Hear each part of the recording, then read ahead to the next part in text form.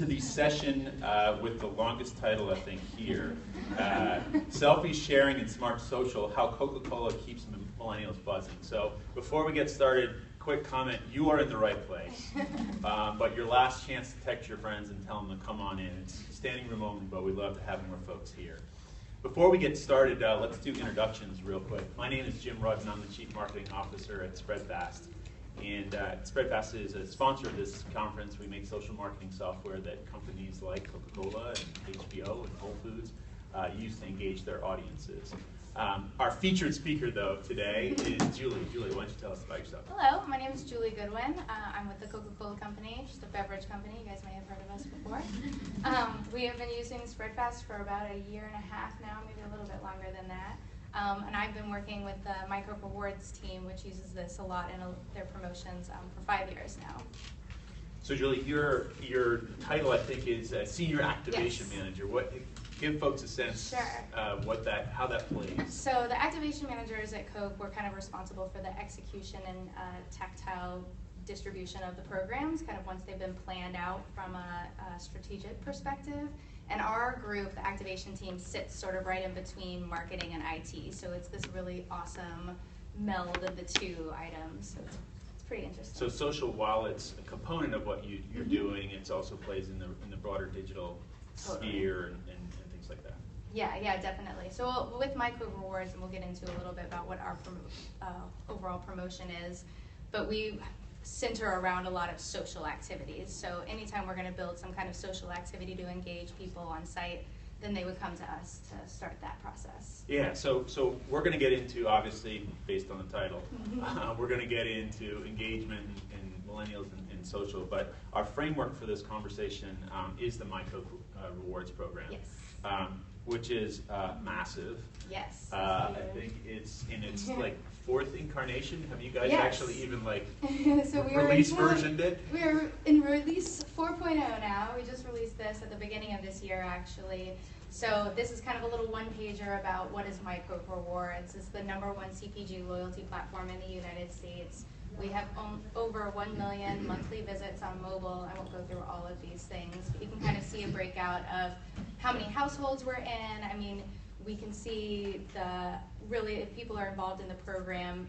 We've done the Nielsen studies back and forth about, one family who's in the program and one family who's not, and you can really see that tick up of the sales if you are in purchase intent if you're part of the program, so that's really awesome. We have tons of partnerships, so anybody that Coca-Cola works with as far as airlines and theme parks, you can find programs on site that utilize those partnerships. And we have a schools program that's really cool. If you have questions about that, then I would direct you to someone else because I don't know a lot about it anymore because it's kind of evolved too. And then you can kind of see across the bottom kind of what the makeup of our membership looks like, and we're going to concentrate a little bit today on the millennials. So a question on that, since many of the folks in the room are on digital teams or social media teams, can you give us a little bit of insight into how you are organized in such a broad initiative, right? So there's brands that this spans, there's partners this spans, there's different audiences. How do you guys think about kind of the organization of that? It's a little bit chaotic at times, I would say. So we definitely kind of have our flagship brands and partners, I guess you would say. So obviously anything trademark, Coke, Coke Zero, and Diet Coke are kind of going to lead the way on most of our programs. And we try to have, if we're going to do something with like our Disney partners or our customers, whether it be 7-Eleven, Walmart, those kinds of people, that we would kind of partner them with a brand. So there would be some kind of brand tie-in to the overall promotion as a whole, and then also working in those goals from the brand with the partner's goals or the customer's goals, whatever those are. Got it. So if we're at 4.0, just at a high level, and this may predate you. Yeah. It probably does, because probably 1.0 was around when I was young. Yeah. What has it been, kind of the evolution? How do you guys think a little bit of kind of where it's been, and we're going to get into where it's going? Yeah, definitely. So when Micro Rewards was first started, it was just kind of about, how do we get people to really love the brand, and how can we reward them for drinking the brand? So My Coke Rewards. So initially, everything was kind of just under the cap. You had this little code, or they even had some instant win plays where you would open a cap and it would say, you won a free Coke, and you could take that back to a retailer to get the free Coke. And then it kind of evolved into you get points for these codes, and you can use those points, you can hold on to them, build them up, and use those to get rewards. So you could get magazine subscriptions, or you could get, there's like tickets to Six Flags and those kinds of things with our partnerships. And then also you could use those smaller increments of points to enter sweepstakes and instant wins. And so that's really become a huge part of our platform, is the sweepstakes and the instant wins. And then now we're kind of evolving more into the social sphere. Yeah, so if we, I mean, looking at those audiences across the bottom, and Chris Kearns, our statistician here, is looking at that going, it does not add up to 100. I haven't done that. That's because it's overlapping audiences and Sure. things like that. So no wiseacre tweet that out, please. but certainly kind of that millennial audience, that 37% is obviously at the core. Sure. When we're talking with a lot of our brand customers at Spreadfast, it's no secret that, right, that's the customer that's going to be your customer for the next 20 years. Absolutely. There's a lifestyle brand that we work with called Oakley that is doing a lot right now around passions around their specific sports. And so it's this concept that to follow the passion and engage people with passion, which necessarily leads you not to one big audience, but to many little ones. And I know that that's how you guys are thinking a bit about this. Absolutely. And as we kind of evolved from this transactional kind of platform to a more social platform, we are trying to engage more with our consumers on that passion first kind of idea. So whereas before it was everything, you know, Coke or Sprite or whatever it is, now we're kind of going, oh, you love music? Sprite loves music too. Sprite has partnerships with XYZ, and we're going to bring you an awesome experience involving those partnerships. So this is kind of what a user's profile would look like on the Micro Rewards 4.0 platform, what we were calling the beta for a while, but we've launched the official unified site now. And so you can see in here this Michael, he really likes Coke and Sprite and Tab, which is weird, but that's cool, and Mellow Yellow.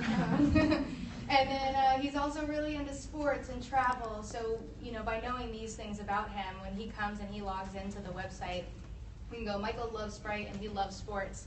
Well, we have a really awesome LeBron James promotion, so we're going to put that right up on the front page so he can see, hey, I can enter the sweepstakes to get a meet and greet with LeBron James because he's one of Sprite's kind of spokespeople.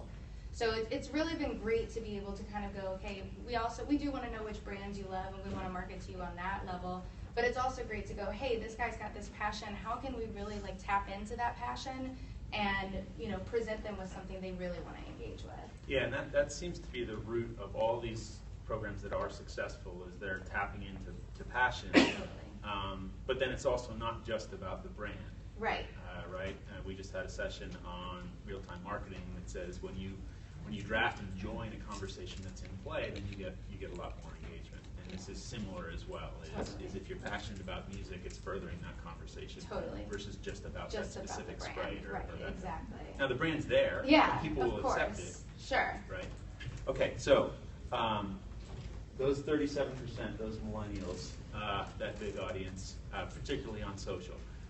Let's talk a little bit about them. And I think the context is to think about, you know, as you guys put social at the core and thought about that audience, it changed the program, right? It changed a lot of your assumptions, or evolved a lot of your assumptions.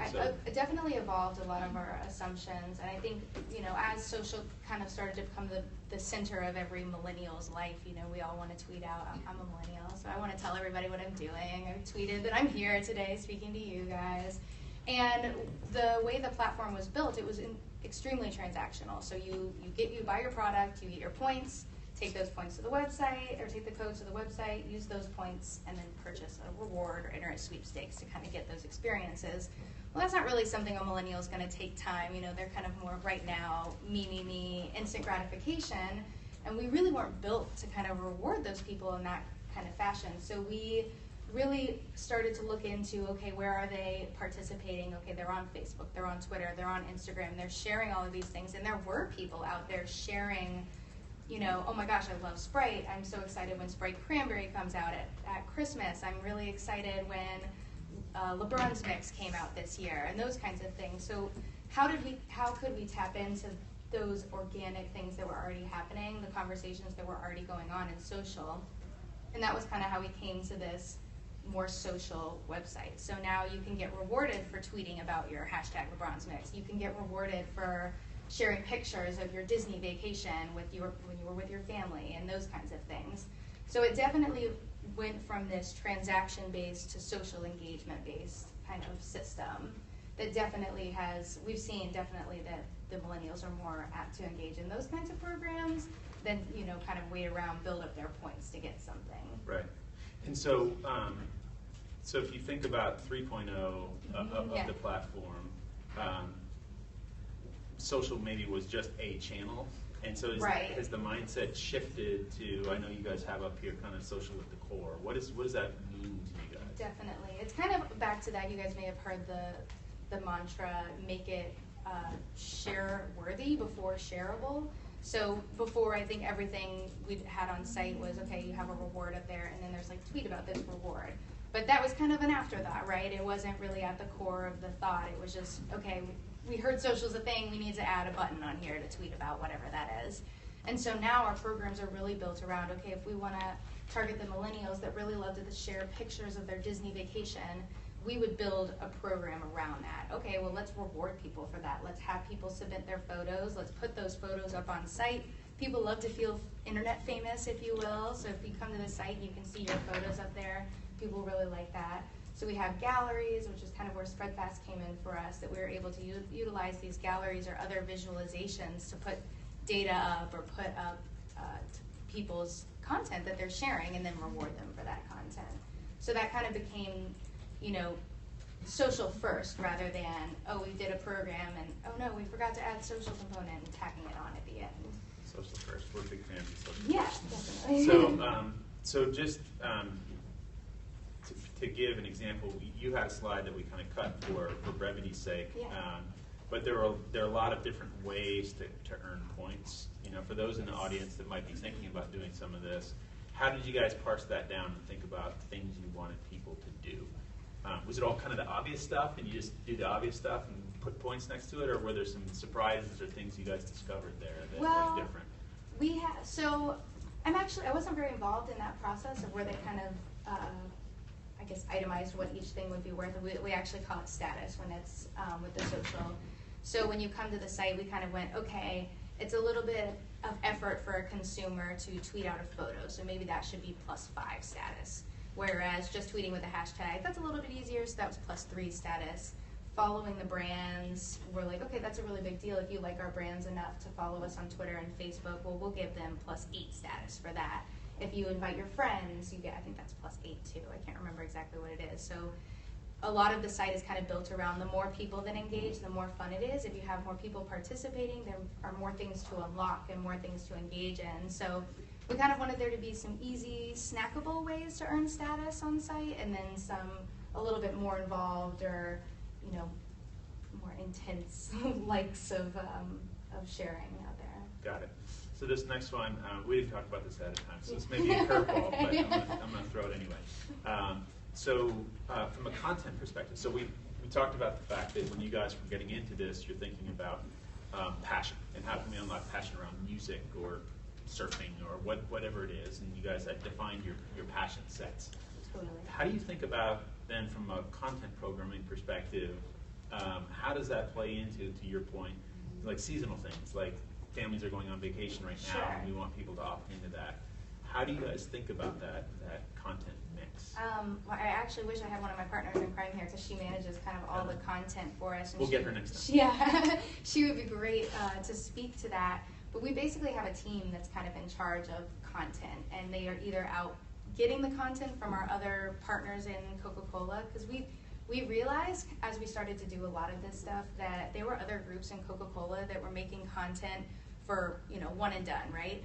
And we could have utilized that on site, and we could have kind of blown it up and put it in front of the right audience. So they've done a really great job of kind of collaborating with other groups within the company, that if somebody's developing some really awesome piece of content or some cool contest that's living on another site, we want to drive to that, and we want to kind of keep that consumer within our little sphere of websites and kind of our marketing world, if you will. So that was one really big thing, was just kind of don't do things twice if we don't have to. If somebody else is already creating the content, let's tap into that to help drive those other things. And then the other thing is, I think, just looking at the calendar as a whole and going, hey, this is going to be a big concert, or whatever the time of year is. If there's something going on, how do we tap into that passion and make sure that we're amplifying it so it's relevant to the consumer? Got it. So I want to come back to another slide that you had, because Yes. we're talking about, this is, if you're going to take a picture of a slide, this is probably a pretty good one to take a picture of, it really gets into kind of the difference in mentality. So let's come back to that a little bit again, if you can. Yeah, absolutely. So we talked about it a little bit at the beginning, but our site was very transactional. I mean, you enter your codes, you get your points, you use those points on things. That was kind of it. There was no life cycle for the consumer, if you will. And so we had initially started to phase everything out, and then move straight to this social. And then we started looking at it, and we went, there's really a way to kind of, these two worlds can live together. So you'll see on site now that there's two different ways to use your codes. So you can use those in the traditional fashion. You use them, you build up points, and then you can use them for your sweepstakes or your rewards. But then you also can use your codes to participate in different actions on site. So we may have something where there's like a progress bar, which we would use from SpreadFast, and we'd have like we call it a flock to unlock if we're using Twitter, but I don't think we have a name for it otherwise. But you could use your codes and kind of get that progress bar to go across, and once that progress bar hits X, it unlocks a reward for everyone who participated in that.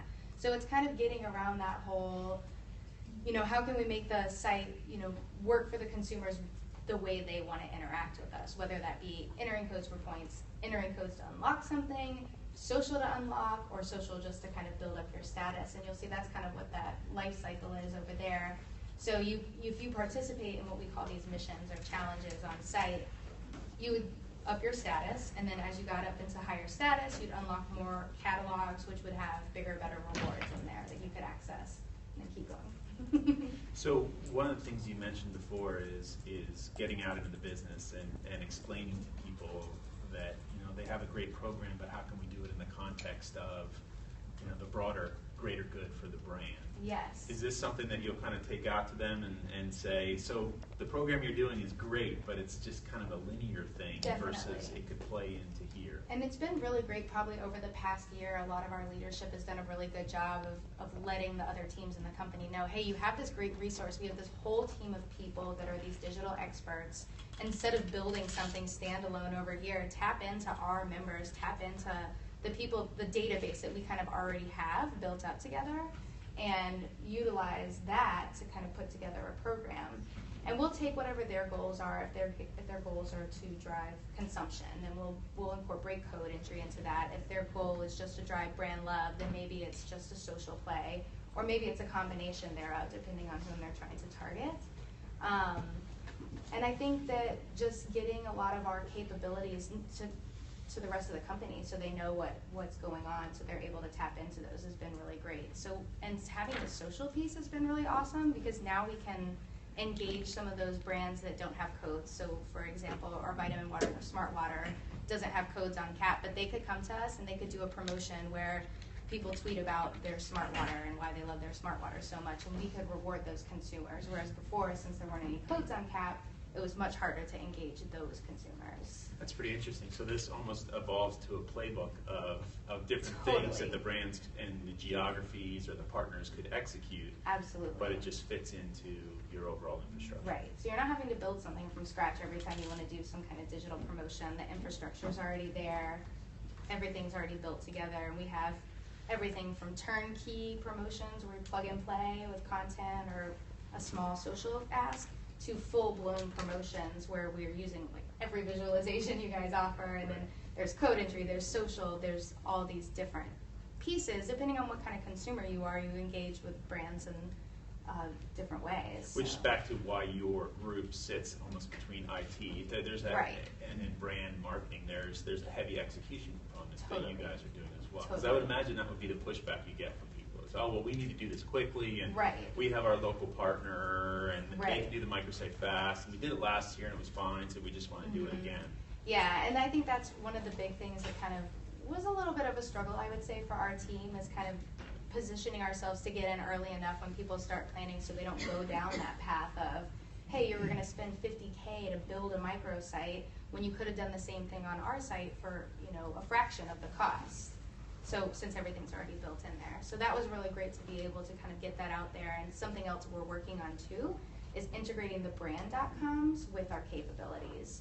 So that way, if you want to go to Sprite.com and you want to enter your codes there, you want to participate socially, you would still get credit for those on the MCR on the back end.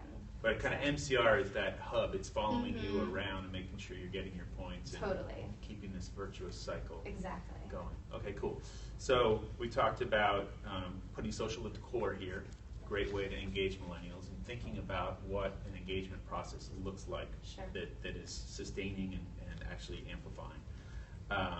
We've talked about getting out and advocating this to groups and having them see how by working with you guys they can get a better result for themselves and then for the overall company. So let's talk a little bit about hurdles. Sure. And there are many, but let's talk about one that is every marketer's favorite. And just for everybody to know, Jim here is from legal at Coca-Cola. So he's going to keep me honest. At first I thought he was just interested in the session. Now I know. So Jim, we may pull you into this conversation a little bit, right? But for all of us marketers in the room, right, we're constantly coming up with new ideas and new ways of engaging.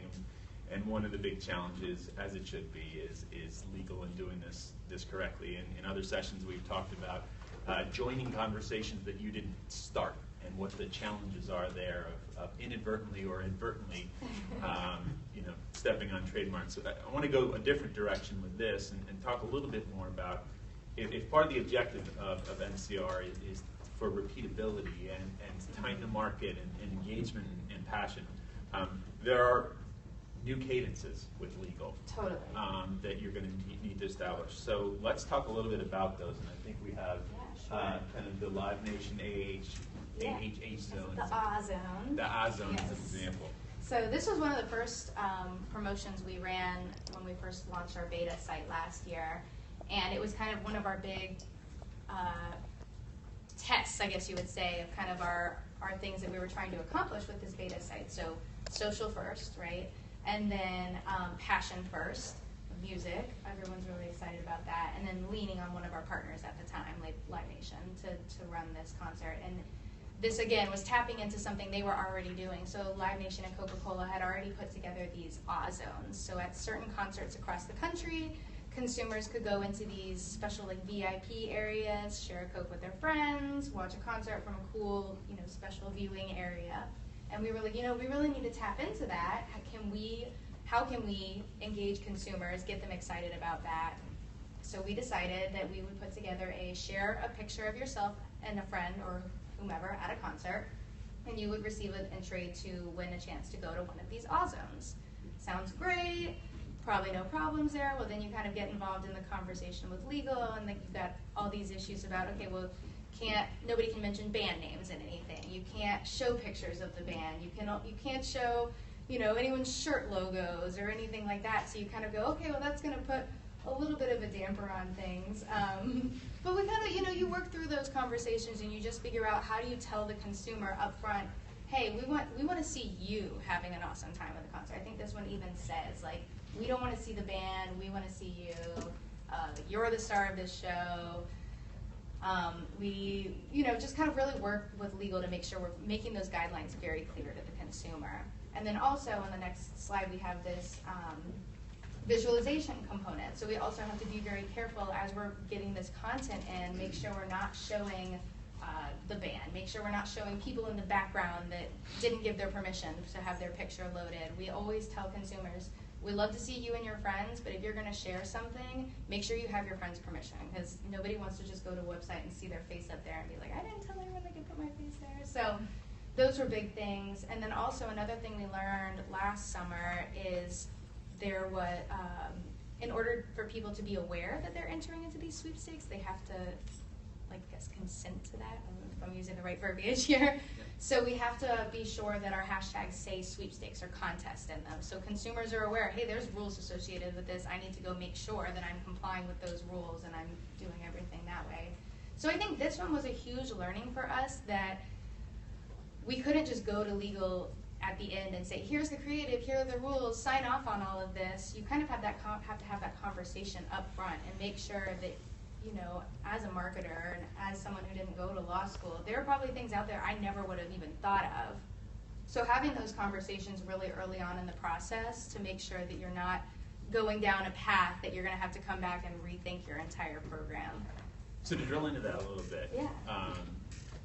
Are there some, in terms of what you show up at the beginning with, you know, any thoughts about if you had to do it over again, what would you show up with on day one? Because obviously you're early in concept, you're not necessarily going to have great examples or all of it fleshed out, and maybe that's the answer. Maybe the answer is you have to flesh it out fast and then have a long lead time with legal. What are your thoughts on that? So for me, I've definitely repositioned the way when I kick off a project with my brand lead, that I'll say, okay, you know, have I done anything like this before? Do I think I kind of know what legal's concerns will be, so I can kind of have those answers going into it? But we are, like this, the unified site, as we call it, is very new. So we're doing a lot of programs for the first time. So actually my MO now has been, I'm going to set up that meeting with my legal counsel at the very beginning and just say, I don't have the details fleshed out. Here's what I'm thinking about doing. Is there anything I should avoid as I'm working on this? Is there anything I should just be aware of? So I'm, you know, kind of building my program around that.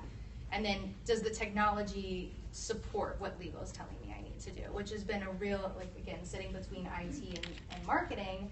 You come up with this really awesome marketing idea, and then legal says, okay, well, you have to do it that way, and then IT says, oh, well, it's not built like that. So having those conversations way up front allows you that opportunity to go, okay, the technology isn't there. Is there a workaround, or do we need to build something to make this work? So kind of catching those things as early on in the process, because you definitely don't want to get down a rabbit hole. You've done all this creative work, you've done all this, you know, you've paid all this money to build something, and you get to the end and legal goes, stop, you can't do this. So I think having those conversations as early on in the process as you can, the better. And definitely having the details nailed down is very helpful, but my counsel has been incredibly flexible. If I tell her, you know, I don't have the details, this is what I'm thinking, and she would kind of ask me questions to see where my thoughts were going, to make sure that I'm not going down some path that's going to be, you know, bad at the end. So I'm going to go a little off script, since we have a representative of the legal team from Coke here in the room. Usually we just kind of talk about this and then move on. I'd love to take this opportunity, Jim, Jim on the spot. to get your sense of you know, being in legal and having these teams come to you. Any counsel for the people in the room about what you'd like to see early in the process? Is there anything that they can bring that makes it easier for you to help kind of shape your guidance? Thank you. I'm so close. I really thank you. I appreciate this, and I'm not going to hijack this or news jacket or culture jacket. Too late. I think the way that Julie laid that out is important. It's nice to have details, but not to the point where they're so big that you're inflexible. Right. Because one of the things, and I've said this to a lot of people over the years, social media, and this is what we're talking about here primarily is a site that we own. It's social, but it's ours. We're not out there on someone else's platforms where, hey, if you're going to run a contest or sweepstakes on this platform, you've got to comply with X, Y, and Z. We have more flexibility, but at the same time, and I'm going to get to this point, it might seem really easy to build something that's going to collect personal information. It's going to collect and then reuse submissions like this. You're going to do lots of different things. You're going to award prizes. And is it a contest? Is it a sweepstakes? Just because it's so easy to do in the digital age doesn't mean that the usual rules don't apply. And so two struggles that I think that I, in legal, constantly trying to manage against are, okay, I understand that you could come up with this idea and build it in 2 days.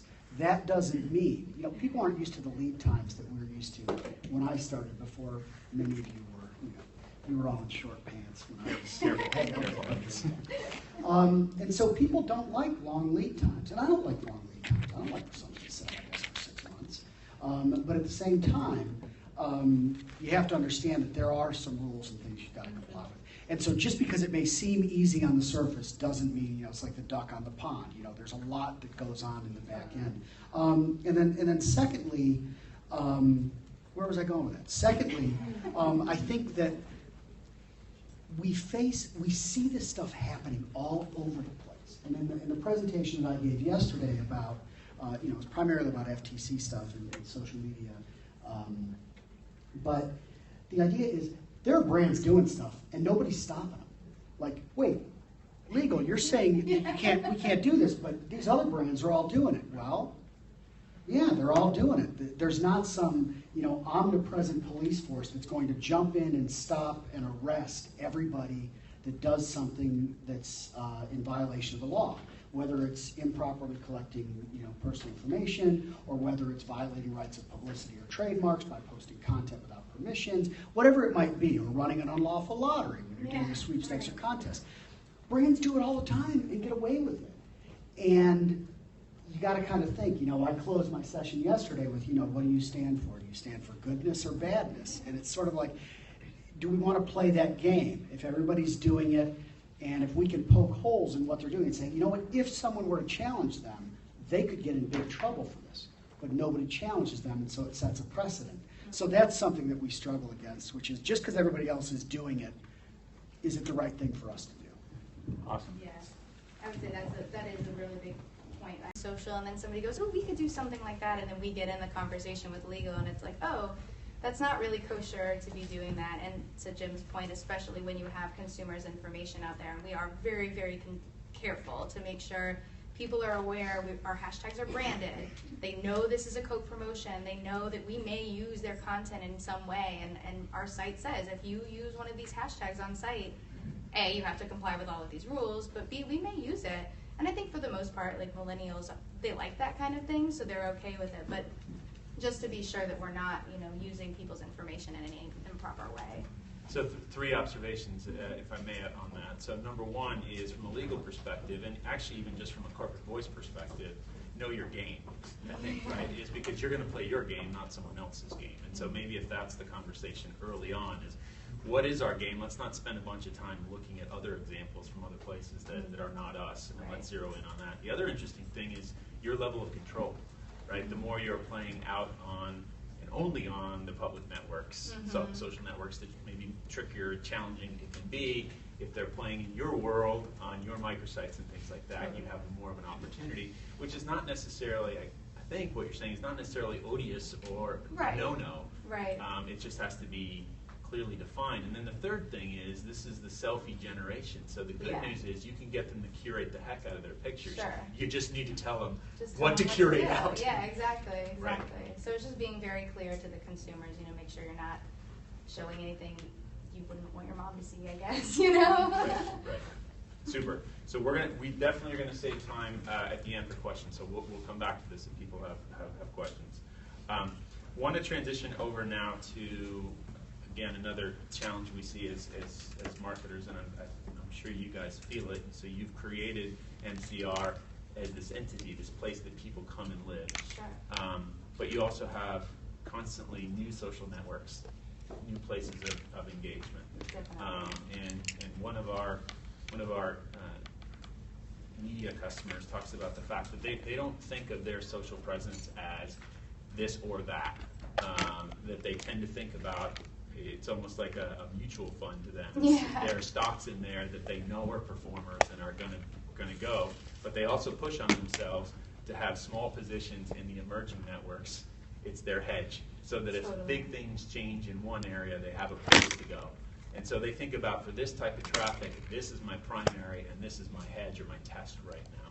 How do you guys, you're in many different places and always evolving and hedging. So how do you guys talk about this internally? Well, we definitely, depending on whom your target market is, you're going to kind of tap into different social media plays, I guess. So if I think the millennials are really, really active on Instagram. So if I'm going to do a program and I want to target the millennials, I'm going to make sure Instagram is either at the heart of that or it's definitely a way that people can participate. Twitter is just, if you don't want to do something that requires photos, it's really great to use that for people to share. And then Facebook, I feel like, is just the center of everything. Everybody loves Facebook. I think, too, we built our site in such a way that we didn't want to pigeonhole ourselves into a one kind of social media platform. Because, like you said, it's ever changing, and then one week something's super popular, and then that's not so popular. So we didn't want to build our site in such a way that we were, okay, it's just Twitter, Instagram, and Facebook. That's how consumers are going to engage. What if Tumblr, we want to do something with Tumblr? So we kind of built our site in a way to be able to pull in these kinds of things as they're being, evolved. So, and all of our partners have been really awesome about that too. Like, you guys have been great. That if there's a new platform, we want our visualizations to be able to capture data from that platform. So I think just kind of being flexible and knowing, that while these right now are probably the big three, there's going to be other things and there's going to be new things, and especially when it comes to millennials, whatever's hot this week may have been forgotten about by next week. So just being flexible and not being married to one strategy. This is our strategy. Know that may need to evolve. So a question for you. So you guys have built this core platform that can do many wonderful things, and will have contemplated a variety of the social networks. So do you think about the other groups that may be doing a specific activation with a specific network? Are they kind of your test bed a little bit sometimes? Will you kind of say, well, go ahead and test it out there, or do you try to fold that in? It really depends on if somebody is very adamant that they want to engage, they're really trying to engage millennials, and they're like, we want to do a program where you get a sweepstakes entry for entering a Diet Coke cap. Well, I'm like, well, your millennials really aren't the ones who are entering the code. So that's really, you'll get a lot of engagement on that. You'll get a ton of people engaging, but that's not really where your millennials are. So sometimes people get it in their heads and they're like, gonna do it. But I think we'll try to guide them and say, sure, if you really want code entry to be part of that, let's do that, but let's have an alternate method that consumers can enter by tweeting with a hashtag or sharing a picture on Instagram with a hashtag or those kinds of things. So you don't, you say your goals are this, but you're saying you want to execute that way. Well, that's not going to drive to this goal. So it's kind of just reminding people that based on their goals is how you should build your program. Got it. And not kind of the other way around. And so do you find often that people out in the business are kind of hungry for that type of structure and that type of insight, or it's So back and I would forth? say a little of both. I think that some people kind of, they get set in their ways and maybe, just aren't really aware of what, a millennial is doing out there, and they say they want to engage millennials, but they don't know what the millennial is doing out there, and and it's probably, MCR was built that way, the transactional way, for such a long time. People were used to, I need to do a micro rewards program, it's going to have code entry, and so that's where their mind went. And I think it's a little bit about kind of, like I said, having our leadership out there and telling people it's not just code entry. You have this toolbox of things that you can pick from and kind of pick ways to engage your consumers based on what they're already doing in the market. Got it. So I think we kind of try to guide them a little bit, and there's sometimes some people who are like, no, this is the way we've always done it, and this is the way we're going to continue to do it. And then there's people that say, okay, I don't believe you, but you're telling me this is right, so we'll do it. But standing there going, well, I'm going to go, I told you so, if it doesn't go the way you want it to go. And then I think there are a lot of people who are pleasantly surprised who didn't realize how many consumers are out there and do want to participate in these social activities. Right. And so they're really pleasantly surprised when we get to the end of the program and they see, wow, my consumers are out there sharing their brand love, and they do want to be rewarded for sharing their brand love that way. So let's talk about that. Let's talk about kind of the bigger picture as a way of kind of wrapping up this part, and then we'll do Q&A, however much time we have. So since you're running a loyalty program, you're in this great position, I would submit. Sure. We'll see what you say. That beyond just thinking about traffic and engagement in terms of shares and retweets and things like that, there's a redemption side to this, so you guys can make kind of a hard economic benefit statement about this. But I know you have kind of a big picture that you guys use for this Yeah. that resolves in brand love, which we're all after, but there's many other points. Absolutely. So I mean, everybody at the end of the year wants to see those metrics and, you know, see that you've driven whatever your goals were for the year. And as micro rewards started to evolve, all of our goals were based on how many new members did we get, how many codes did they enter, how much is Diet Coke up on code entry year over year. And as we kind of shifted into this social space, I mean, we did see some of those metrics sort of dip down a little bit, so we kind of went, okay, you know what, we're going to have to look at what those metrics are. Is it really important to us to continue having people enter codes, even though we're not totally sure that that's how they are going to show their brand love, is by entering those codes? Do we really want to, like, I guess, hedge our bets and put all of the eggs in that basket? Or do we want to kind of look at it and go, okay, we're comfortable seeing a little bit of dip over here in this code entry area because we're seeing more people share with our brand hashtags and showing how much they love product. So I think it's a little bit of both and kind of balancing those two metrics. So we did kind of look at that and go, okay, we want to drive trial and consumption. Okay, well, we have a mechanism for that with code entry. We want to drive brand love. We have a mechanism for that with our social programs now that we can support. And it's kind of just marrying those two ideas to keep the people engaged in different ways depending on how they want to engage. And does that terminology map when you're talking out to people in kind of the different groups, or do you have to do a lot of advocacy for this mindset? Well, I would ask the people who are doing that to know. I'm not really sure. I think it totally depends on the group. If they're flexible to new ideas and want to try those different ways of engaging consumers, then people are on board. And then I think there are some people that kind of get, you know, they're used to doing it this way, and so it takes a little bit more kind of hand-holding and prodding and saying, you know, maybe it is, we've done this a bunch of times before where we go, okay, you guys aren't sure you want to put your brand dollars towards that. We're so confident that it's going to work. We'll do this promotion for you. We'll fund it on the micro rewards team just to prove to you that this is going to work for your consumer and drive your goals, so that they see the results without really having to, I guess, pony up for it. So that's been really great, actually, to be able to do those kinds of things, to kind of have these proof points like we did with Live Nation, which was one of the biggest promotions that we'd ever did as far as engaging millennials on NCR at the time. It may have been, there may be something that I've done more at the, since then, but that was a huge proof point to us to go, this was the first time we really tapped into social first, passion first, using one of our own assets, not going out and buying something or curating something from scratch, and it really proved we're going in the right direction, and this is the way consumers are really going to engage with us. Super. Yeah. So I think we're at time for the session, but we have a few more minutes, I believe, to do questions. Small enough room. If you have a question, raise your hand and shout it out. You did a really great job, so thank you so much for this. My question is, have you guys experimented with native advertising to kind of augment the distribution of MCR? Just from personal experience, I mean, that I only found out through like a BuzzFeed article, right, about, you know, why to love Diet Coke, 21 reasons. Is that an avenue that you guys are focusing on with distribution? Or? I see Jim making faces, so I'm wondering if he's seen some of this stuff. I haven't worked very much in any of that because most of my focus has been on micro rewards plus the brand.coms, the kind of the digital space that way. So I'm not familiar. I could find out for you, point you in the right direction. No, I just cringed at native advertising. Oh. That's a whole other section. Yeah, I haven't even worked in that at all. Any other questions? Well, super. Thank you all so much for coming to this session. You have our Twitter handles, so let us know if you have any questions.